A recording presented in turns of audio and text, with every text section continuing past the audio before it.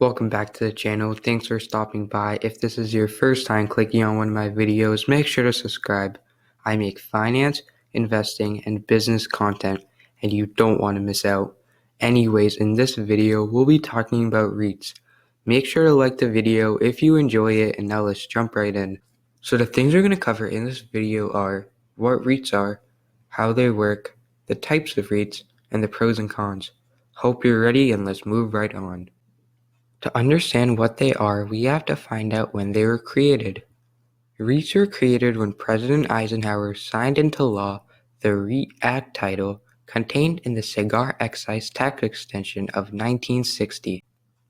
Common properties in REIT portfolios include cell towers, apartment complexes, healthcare facilities, hotels, office buildings, retail centers, data centers, and storage centers.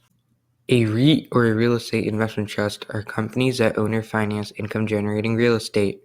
REITs can be found across various property sectors, and most of them trade in a major stock market exchange. Now we're going to go over the qualifications for REITs. There's a whole bunch, so stay tuned. First, a company must invest at least 75% of its total assets into real estate. Second, a company must derive at least 75% of its gross income from rents, interest on mortgages, financing real property, or from sales of real estate. Next, it must pay at least 90% of its taxable income in the form of dividends every year, be taxable as a corporation, be managed by a board of directors, have a minimum of 100 shareholders, and finally, have no more than 50% of its shares held by 5 or fewer individuals. So the three types of REITs we're going to look at are first, the most common, which is equity REITs, second, mortgage REITs, and finally, hybrid REITs. Equity REITs are the most common types of REITs.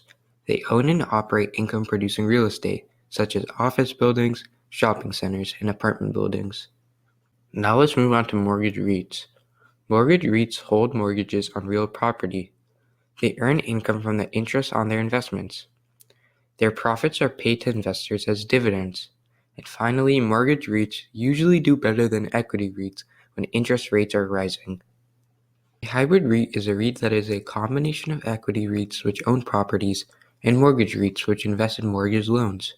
Now let's look at the pros and cons. First, investing in REITs eliminates the fear of illiquidity of real estate properties because REITs, on the other hand, are bought and sold every day. Next, many REITs are highly diversified. And finally, many REITs provide stable dividends. REITs can be great investments, but here are a couple of things you need to know before you start investing into them. First, most to all REITs are considered value stocks and won't really get you high growth every year. The second con is that there is no tax benefit on REITs. Dividends are taxed as regular income.